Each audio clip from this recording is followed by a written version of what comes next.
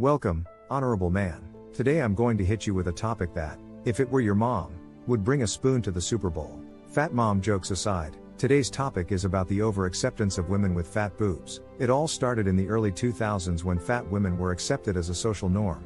Clothing companies for big men became popular during this time, which contributed to the acceptance of beauty standards that allowed bigger women to transcend society.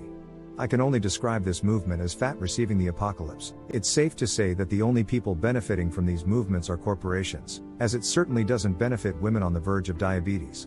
The New York Times magazine described a woman who had just given birth and stood in front of a mirror, feeling as beautiful as ever. But I'm afraid she's just terrified of the fact that she might not be too far off from her pregnancy weight. While she's trying to feel good about herself, it's safe to say there's only one person benefiting from the situation. Even though the woman is trying to feel good about herself and the corporation is profiting off of her being overweight. It's not just clothing companies, though, it's also the healthcare industry that is killing. No pun intended. Obesity rates have doubled in the past 15 years and are responsible for 300,000 deaths a year in the US alone, according to the Nottingham Post. That's about 1% of the total US population. Per year, an obese woman might give you all sorts of excuses in the book that their weight is no big deal, and might say that marathon runners sometimes die in their 20s, or that everyone dies sooner or later. What does it matter, woolen cloth? The truth is, the bigger you get, the harder your heart beats. Not only that, but your joints are under more stress. Before you know it, your doctor is telling you that you need a pacemaker to make sure enough oxygen gets to your organs to keep up with your weight. Beyond health, we're seeing this abuse of the human body become a beauty standard. In 1973, when all activism really started, a feminist group called Fat Underground was formed by Judy Free Spirit and Sarah Fisher. They later coined the term diet as an ineffective cure for a disease that doesn't exist. They don't see that their weight is a problem or that they should be limited to certain things because of their weight. Activist groups have coined a term we've all heard, Big Beautiful or BB. OI tries to make overweight women feel comfortable in their own skin. Over time, Fat Lady magazines began to be published for women to read while they were on the toilet trying to maintain their balance.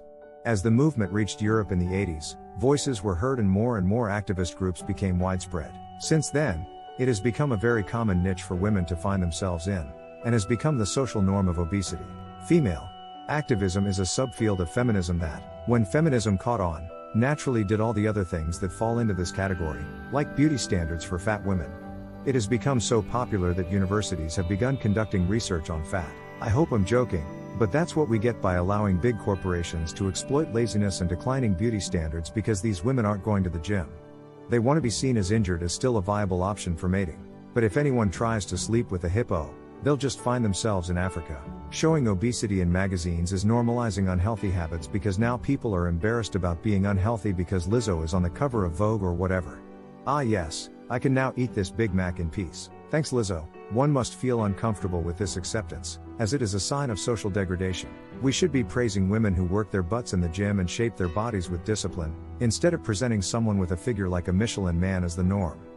For women, this has come to a point, and it's arguably not uncommon for women to be overweight, with blue hair covered in tattoos and over 100 sexual partners. Instead of telling a fat woman to kill while posing for the camera like Patrick Starr, we should encourage women to slay the unbridled demons inside these women by telling them to eat their body weight in a day.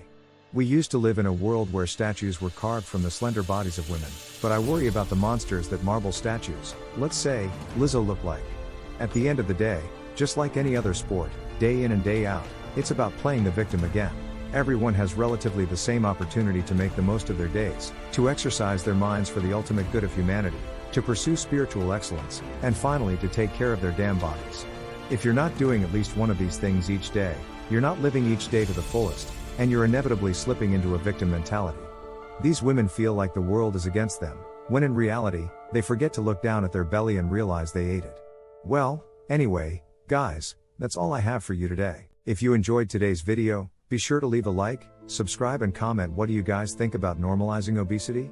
Is this just another excuse to be lazy? Thanks for watching. Stay hungry, noble man, but don't get too hungry or you might end up on the cover of Vogue.